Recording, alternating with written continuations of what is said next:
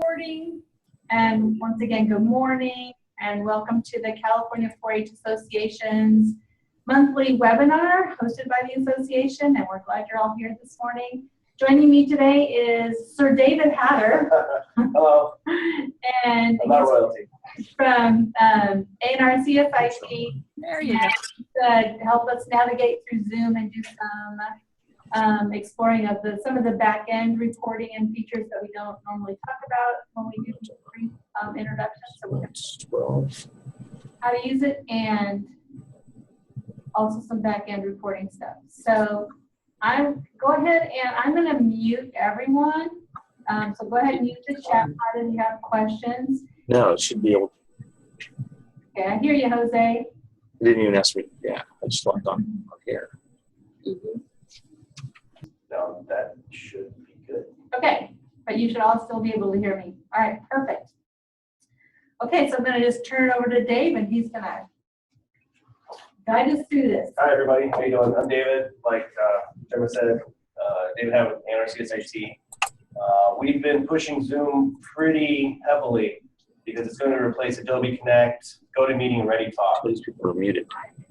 Those are gone. Yeah, we're going to mute all for now. So I'll uncheck that. yeah. So you're going to stay muted for now. We'll do a Q&A at the end. So just feel free to type that in the chat or just write something down on a piece of paper and we can get to that. So like I said, those products are going away. Zoom is here to stay. So get used to it. Unfortunately, that's kind of the drum we're beating right now. We're going to go to, let me go to share screen first. Share screen, all right. Okay, today we're just going to focus on some of the back-end features that you have access to. Everyone has a pro account, by the way, and that license is paid for. So all staff, ANR staff have a pro account, which gives you up to 50 participants into a meeting. That's a lot, so that's very generous for the licenses that we have. Really quickly, it looks like everyone's joined. I just want to show you something really quick. Would you want to go into your portal? Just so we can do some, just so we can show how to get into the account. Oh, right.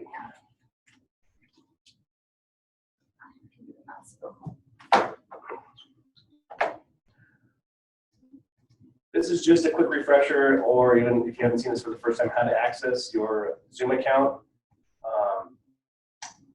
the easy way. And that's to go into your portal, and you should have now, when you log into your portal, this should exist, a little button right here that says log into Zoom conferencing. This, once you click this will do what's called SSO, single sign-on, and launch you into your browser, into your settings. If you do not see this button, log into Zoom conferencing, open a ticket, and we'll give you a hand with that. And I'll explain how to open a ticket at the end. Anyway, so get used to your profile. You notice here you have your number, you have an account number, personal meeting ID. This is for scheduled meetings. You can make this your phone number if you want. It doesn't have to be this generic number that they give you, but it's not used for instant meetings, meaning that if you just want to start a meeting, it's going to give you a generic number. This is going to be for scheduled meetings. If I go a little fast, please, you can feel free to help me at any time. Looks like Gemma's already given herself a vanity URL. This works exactly the same as a link using this meeting ID. So this is kind of just something simple to remember. You could give somebody your hyperlink and they would be able to join your meetings. This stuff we can ignore. Your sign-in password, you can change this on the fly here. We're not going to edit that. So this is real kind of self-explanatory information about your account. What I think we should cover today is meeting settings. A lot of you have already done some of the hard part, which is join a meeting. And so once you get into the meeting, we have controls, but go into your settings, you're going to start seeing where you can turn on some of these controls. So obviously we have the chat going. People are chatting. These are pretty self-explanatory. What I think Gemma wanted me to show you was polling. You'll notice that the polling is checked. It's not checked by default. So you'll need to go into edit and turn polling on. And polling is a neat way to just kind of throw up a fun little a little window for feedback, and you can create these. I'm just going to give you an example, and I'll show you how to create one in a second. So when we launch it, everyone should now see this window in front of them. And you can go ahead and vote if you want. You don't have to. This is just an example, but this is kind of a neat little feedback that you can propose to people in your meeting. By the way, the results, I'm going to end this for now. The results need to be saved by you. It doesn't look like we can, that Zoom collects these results. So anyway, so we turn that on. That's a neat little feature. Breakout rooms here, breakout rooms are, if we were in a meeting, I could break out, let's say to Steve, and we would have our own little separate meeting without anyone else seeing it during our meeting. I don't know how useful that is. It's kind of an advanced feature. Some of our folks like it. Yeah, some people do. It's kind of up to you. It's user preference. You know, okay, Tom's saying we didn't see the poll. And oh, you know what? Probably because I'm sharing. Let me stop share. Okay, yeah, you're right. So let's do a poll. There we go. I don't know. Do we see that now? You see the poll now? Yeah, there we go. Okay, so that's good to know. It doesn't look like polling works with screen share. So that's kind of interesting. And good to know. Maybe. You're very likely. Get out of here. You're good. So here's the other thing we kind of learned about polling, because it doesn't capture polling anywhere in a report. It's probably not good to use for research unless you're going to, you know, capture it yourself, but you could probably do screenshots. But I think in Zoom, they're using polling as a user engagement tool, not so much as a research tool. So just know that as you're, you know, planning your webinars and your meetings. If you want to do true research, you might want to do it afterwards in the survey. And do share results. I think share results just shows the chat, the poll results again.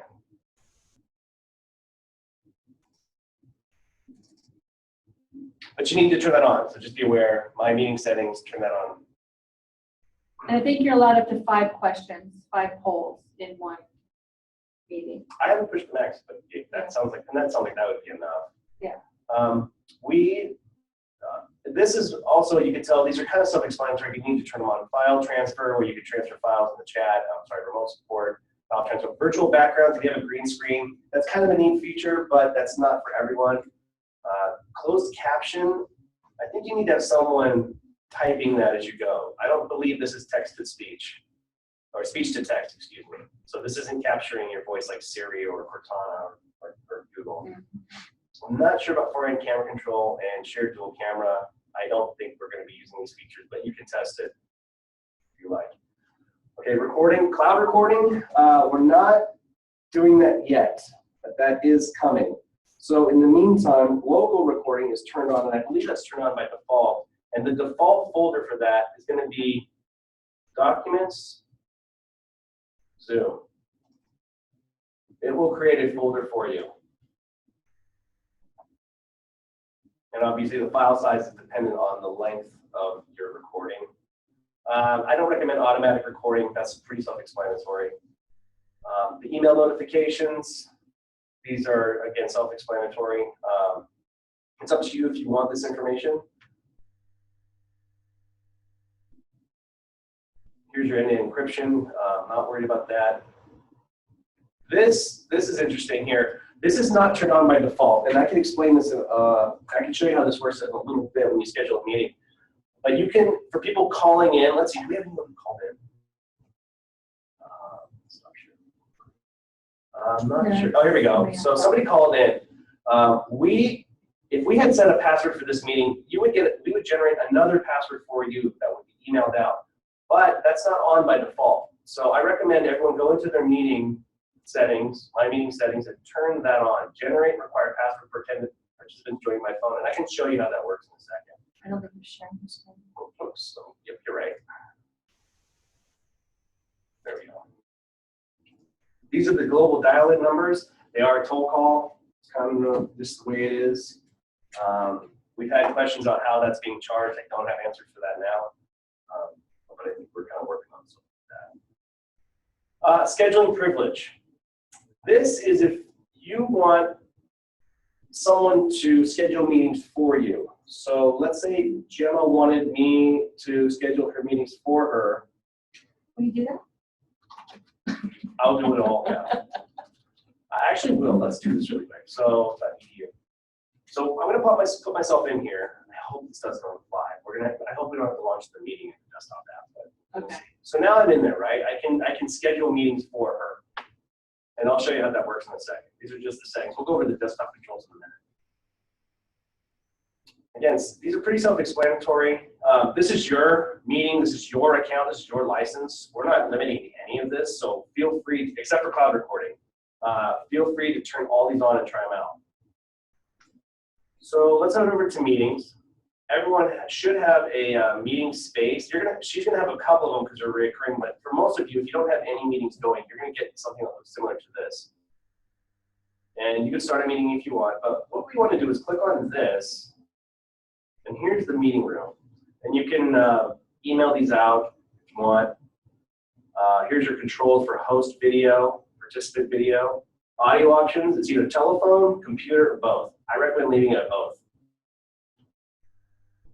Require meeting password. I can show you that in a minute on the desktop controls. You don't have to have it on by default. This is an interesting feature, enable join before host. If you have a scheduled meeting, if you enable this, this means that everyone can join in before the host joins in. If you don't have this enabled, everyone will just kind of sit in a little lobby. They won't be able to interact with anybody until the host starts the meeting. A lot of people turn this on just because they want people to be able to interact with each other before the meeting starts. Or maybe the host just can't make it to the meeting. And there's another person, maybe you have another co-host that you would want to host a meeting for you. That's kind of handy. New participants by entry. If you have up to 50 people, this might be an important feature to turn on. Be aware they can't turn themselves off unless you have turned that off, which we have. I can show you how to do that. There's a lot that I got to show you later. Yes. Anyway, all right, getting down to it. Poll. So you haven't created a poll yet. You have. You're in my regular meeting. I'm in your regular meeting. Not in Oh, yeah. Okay, so here's poll. So what you do is you click add. And this is going to be test poll. Hi, how are you doing? We'll make this multiple choice. And it's great, awesome, excellent. That should do it. Right? Is that it? Done? That question? Am I done here? Do I want to save? Oh, you know what? Save. There we go. And then you just click save. So that should have saved it. Oh, you know what? Hold on. I'm going to delete that extra question. I'm going to save. So now you have your poll. And I don't know if you can see the desktop controls here.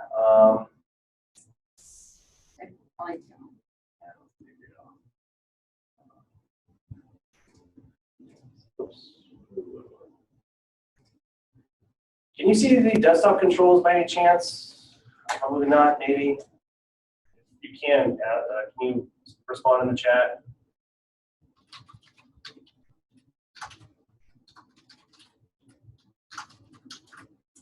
Oh, that's okay. Let's do this.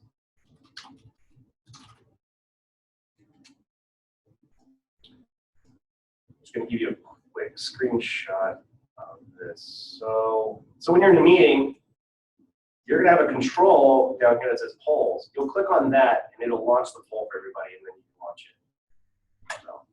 So, but like Gemma said, it doesn't capture the results except in real time. It doesn't save anything. As far as we can tell in the back end, it doesn't save any of that. Yeah. Okay, great. I hope people are still paying attention.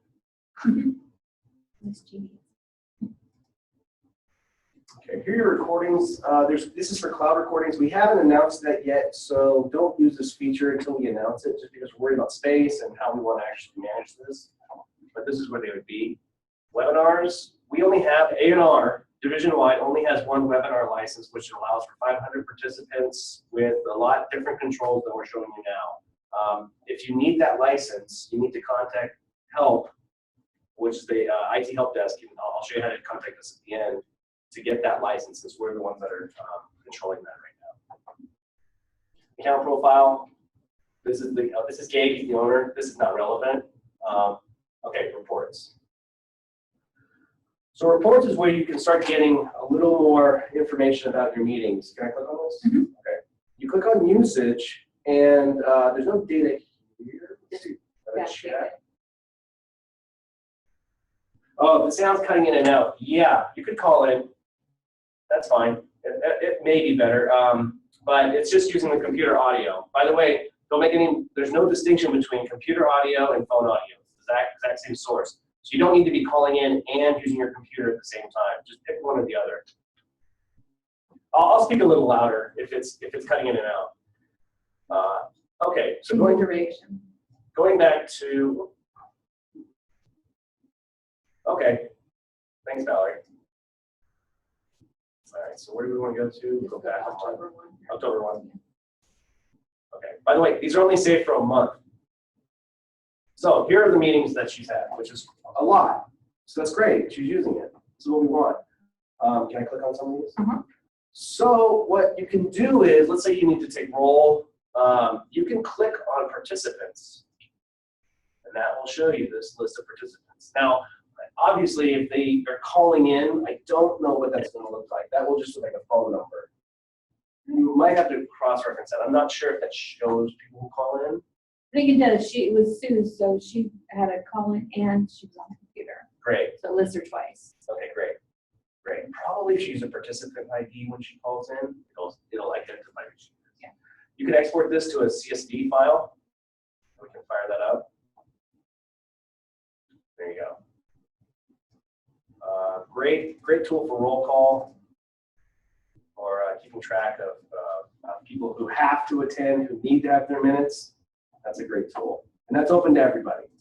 And that, again, is if you go to reports, usage, you've got to change your duration, which was when the meeting happened, and click go. But remember to do it every month if it's important to you, because they, I guess, will go away. Yeah, they are not retained. Okay, great. All right, that is a lot of back-end stuff. Let's do this. Okay. I can't show your. Oh, maybe I can. No, I can't. Yeah, oh, yeah, maybe I can. All right. Do you mind if I show your desktop? No, that's fine. No, whatever you need. There's nothing. Okay, we're going to move on to some of the controls that you get with. The question for Valerie is, how do you retain long-term? You need to reset the date. They're only saved in Zoom systems for a month. The best way to retain it is to download it, just to export it to a CSV. Wouldn't you think? Yeah. Yeah. And if that's important, I would do it every month, like set a date on the first of every month, just go download it into a file and then Yeah. you've got it. Interesting thought I'm having. Okay, great. So it doesn't look like you need to do them one by one. At the top here, you have export as CSV. Let's have a look at this. Let's see if this captures all of them. No, that only captures the title and the dates, which I can expand And that here. was there, yeah. Yeah, so all that's doing is, all that did was it just exported out this list. You're going to have to then go into deeper and drill down into each one if you really want to get that user log. So if you're doing council meetings or something like that people can dial into, and those are the ones you want to save, and it's a recurring meeting, I'd set it up as a recurring meeting and then just download those every time you're finished. Yeah. Okay, I wanted to move over to the desktop controls quickly. Okay, going back to some of those privacy controls that I was talking about, when you go to schedule a meeting, this is where you want to create your meeting password. Now, I'm not sure why it's not showing up. Oh, you know why? Because it'll do it automatically. So let's say you make a meeting password called Apple. Why it's important to turn on this security feature here in meeting settings, generate and require password participants by joining by phone, is because people they can type Apple, but that's technically it's not going to be translated by the phone into Apple. Or for instance, if you do something like this, Well, you want to do that. It's a character. It's like the @ sign. You can't do that through the phone. So what happens is when you generate this meeting, I'm going to schedule this. It should pop up Outlook, right? Thinking about it. Okay, so I'm going to click schedule. There it is. Well, notice here, it generated a password for the phone. So here's the password for telephone right here. Here it is, telephone. And there's the one for the PC. So that's PC audio password, or I'm sorry, that's the PC password. So when you try to log in like you have today, many of you have, this is the phone number, excuse me, the number when you call in. So, but you got to turn that on. It's kind of annoying, but you got to turn it on. Otherwise, people are calling in only, they won't be able to participate. So just make note of that. I would just turn it on by default. Okay, we'll go back to scheduling. Scheduling kind of self-explanatory. If you make a mistake and you accidentally click schedule, you can go ahead and just cancel it and start over, just edit it and click schedule again. You don't have to, it doesn't email out. By the way, this Zoom and your Outlook, they don't talk to each other. So every time you generate a meeting, you've got it, even if it's an update, you've got to send it out to everyone. Or just update everyone, say, hey, I've made a change to my meeting, meet here. Let's go ahead and keep the number the same. There's a lot of meeting IDs, they can be random at times. So don't be afraid to make a mistake and just delete it and start over. Okay, so that's scheduling. Where are we at now? You also have some other settings here. I don't know if you can, I think you can see this. If you go to your desktop app, I would tinker around with these. I mean, it can't hurt. These are individualized to you. Kind of simple, self-explanatory. Recording location, this will tell you where it goes.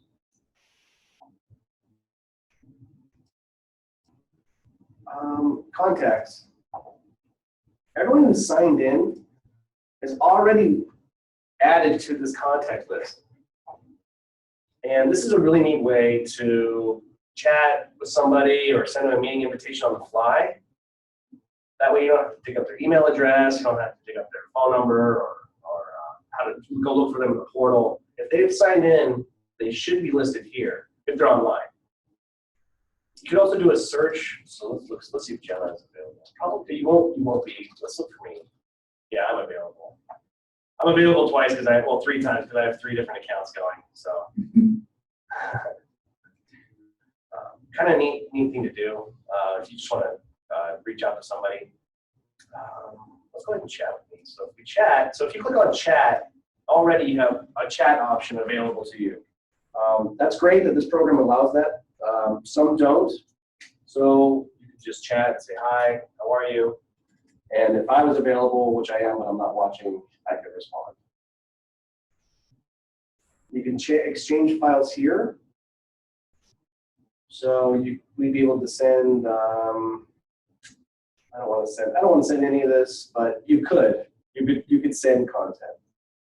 And on the other end, I'd be able to receive it and view it. I wouldn't use this as a collaborative solution. We have Box for that. And it doesn't get rid of email or anything, but if you just want something simple, drag and drop, and then you move on your way, that's a neat thing to do. Oops. Looks like we have, I don't think I get to hover in it. I don't. Oh, you couldn't see that window? Oh, okay. Okay, sorry about that. That's going to be.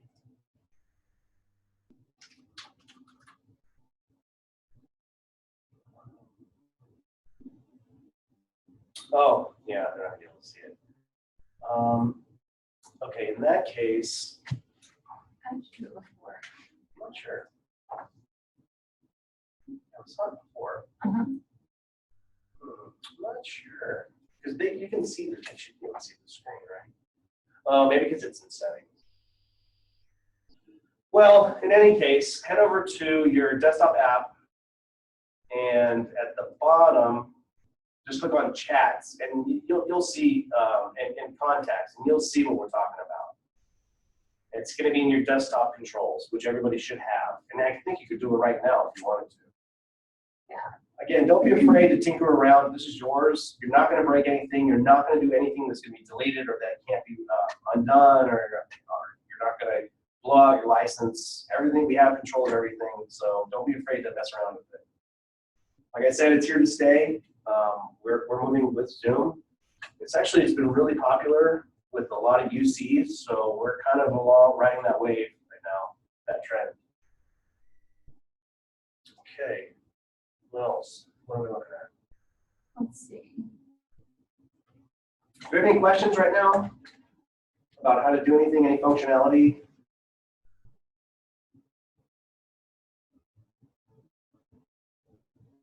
I don't think I can take a screenshot. I don't know if I could send a file to everyone in chat. I don't think I can do that right now. I don't know how to do that. I will tell you this, though, we have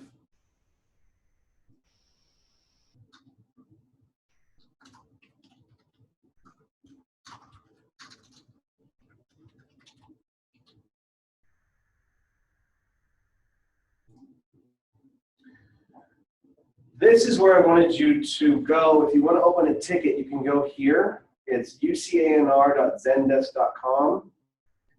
We have a lot of articles that I've written and that others have written on here about how to do some of the simple things in Zoom. Obviously, we're still building this. We're still growing with this. Training materials is pretty extensive, and this is available to everyone. Although this looks like 3 simple links, this will launch you over to the knowledge base for Zoom. And you can tell that this is their website. They have a lot of information on here. They have a great search tool.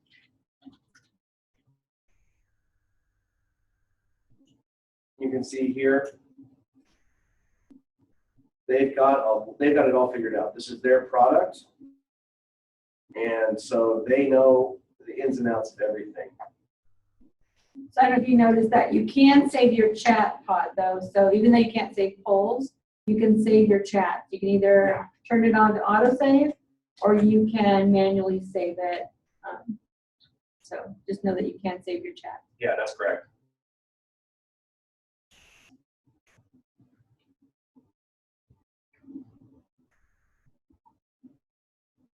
Okay, thanks, Thomas.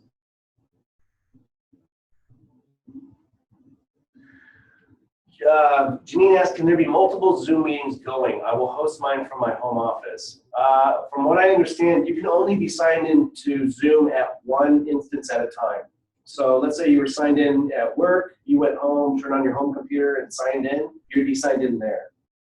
So your account can only host one meeting at a time. At least I'd only recommend trying one meeting at a time because it needs to reserve a space for you. If anyone knows a way to host 2 at a time, it's some pretty serious multitasking. Jeannie, are you asking because in the past Adobe Connect, we could only do, we only had so many accounts and we had to book them? That's not the case anymore because you own your own Zoom account and I own my own. So you and I can have 2 different meetings at the same time with no problem. I'm not sure if that's what you're asking about. And Stephen could have one and Thomas could have one. Everybody could have a meeting at the same time and it wouldn't be a problem at all because we each have our own individual account. Did that answer your question? Oh, that was it. Okay. And I don't think you can host a meeting and then join another meeting. I don't think that No, I functionality don't would think you do exist. that. You've got to be, you get one. I think you get one chance. No, we're not offering volunteers licenses at this time. It's only for full-time employees or affiliates. She might be asking about co-host. Oh, I'm sorry. Oh, we get a lot of licensing questions about who can have accounts and who can't. So sorry if I default to the no answer. You should be able to. As a matter of fact, let's see here. Let's stop. Let's do this. So I don't know if you can see this, but on participants, I clicked on more, and then I have a number of choices here that I can make. Yeah, you should be able to make somebody a co-host if they join. They get a generic license to use the instance, then it goes away. But during the meeting, they should be able to have full controls that a lot of just the basic account will have. Yeah, I believe that will work. I've done that before. Yep. So for this meeting, oftentimes, our presenter is remote, so I just make them a host. And then if I want to, here's the thing I learned though. If I want to mute everyone, it also mutes the co-host. And so you just have to go back in and unclick the mute everyone just for that one co-host. And so, but you can have as many co-hosts as you want. But if you leave the meeting, you can transfer the host to another person and it will still stay active. But if you leave the meeting as the host, it will close the meeting automatically. So just know that you've got to assign someone else as host if you're going to leave the meeting and let people continue on. Yep. Okay.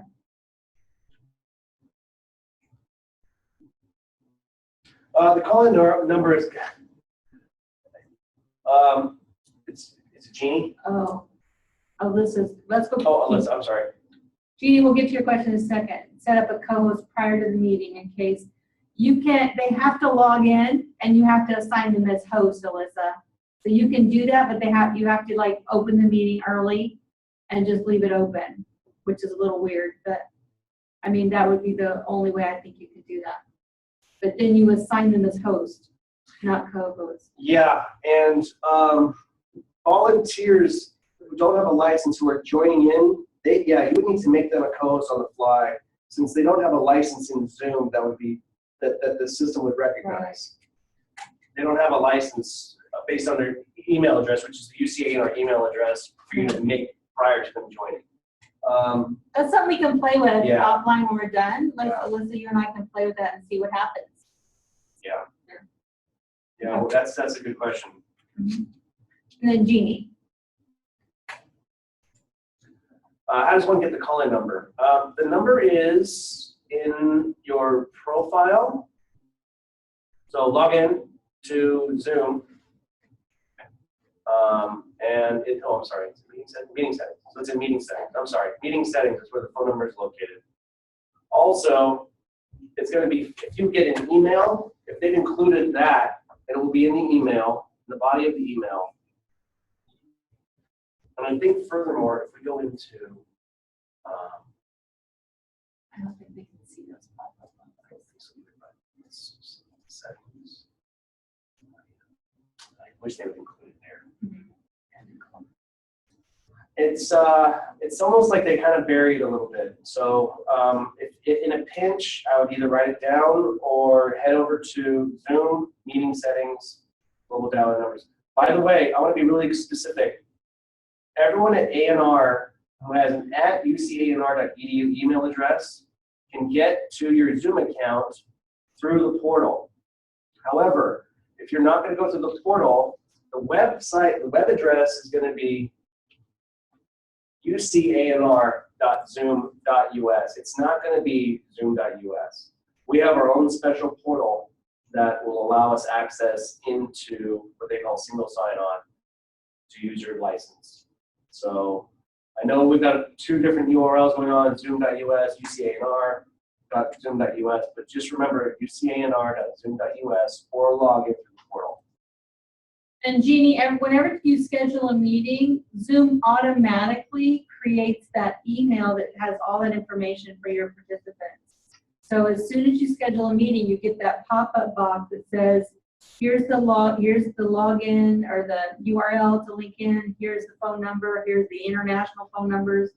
So it self-generates all of that, so you don't have to type in to your people what's the phone number and what's the URL. It automatically does it for you. Let's go ahead. We're going to do a schedule really quick. Yeah, you're absolutely right.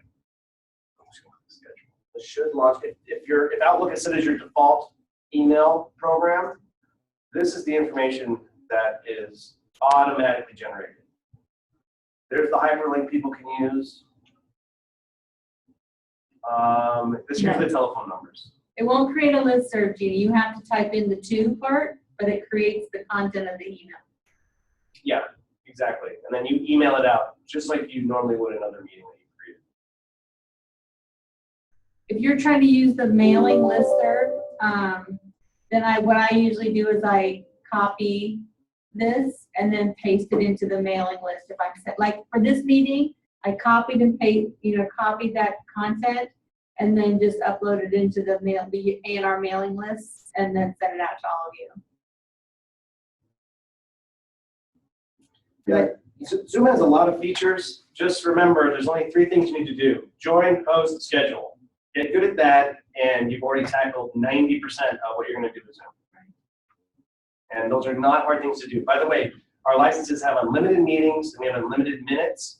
So feel free to turn on a meeting with your friend or your coworker sitting next to you. Just test it out. Test it. Push every button, hit every control, and just have fun with it. Get used to it. Any other questions or thoughts, concerns, suggestions?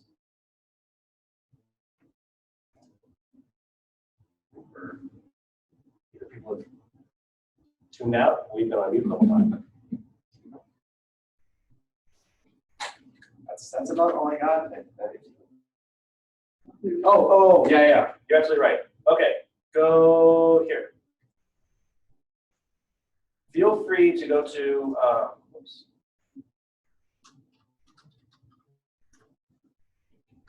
go to this website, ucanr.zendesk.com, and submit a request. This will open a ticket, and it'll go to the help desk where I work, and I'm happy to answer any of your questions. Again, we have Zoom articles up here, such as how to join, how to host, how to download the desktop application. By the way, what's happening to Adobe Connect? It's going away. This is the date we have is June 2017.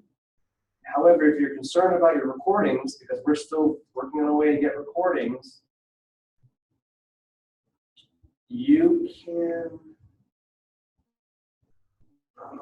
Just convert them and save them.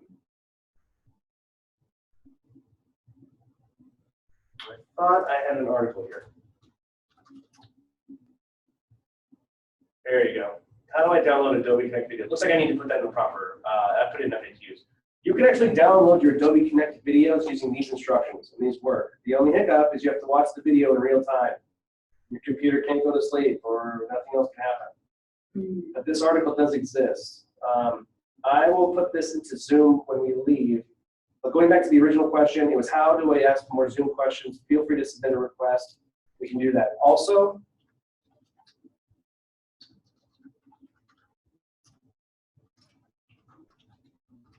that's our help desk email address. That will do the same thing as submitting a request. That's our help information. Email that with questions. Questions are okay to ask. And also, let's say you just want to get some special help. That's our phone number. Anyone on the help desk should be able to answer your questions, or they can send them to me and Miriam, who also is doing it. Who is an admin too.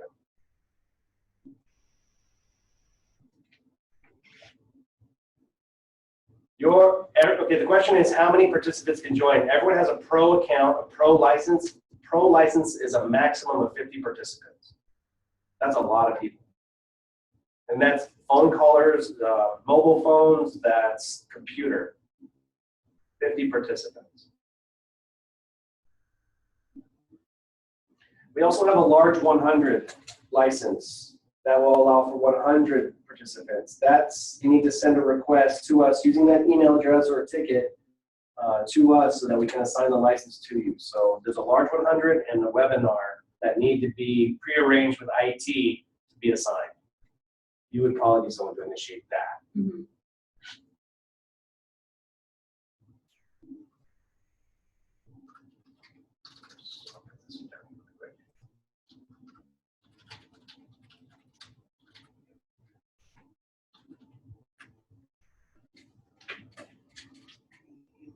Anything else? Okay. All right, guys, if there's no other questions, you know where to go to help in the future, and hopefully you all just get on there and start using it. I started using it right away. I watched a couple of YouTube videos because I had specific questions about polling and got my answers that way, and it seemed to work for me. I unmuted you all, but that was probably not wise. I'll let it back up. So anyway, yeah, so thanks for joining us today. And if you have future questions, oh, look, there's Scott. There is Oh. Scott. Hi. My promise. So next month we will be hosting a webinar on our regular first Thursday. And sorry, I'm not on my own desk. I can't remember who's our speaker, but I will send out a reminder and a advertisement as soon as we get back in January, so people know to look for that. No, I'll send it out in December. Sorry, so you know what to look forward to in January. Thanks for joining us today, everyone. Thank you. We're gonna take off. Bye. You can't share your mocha through the chat.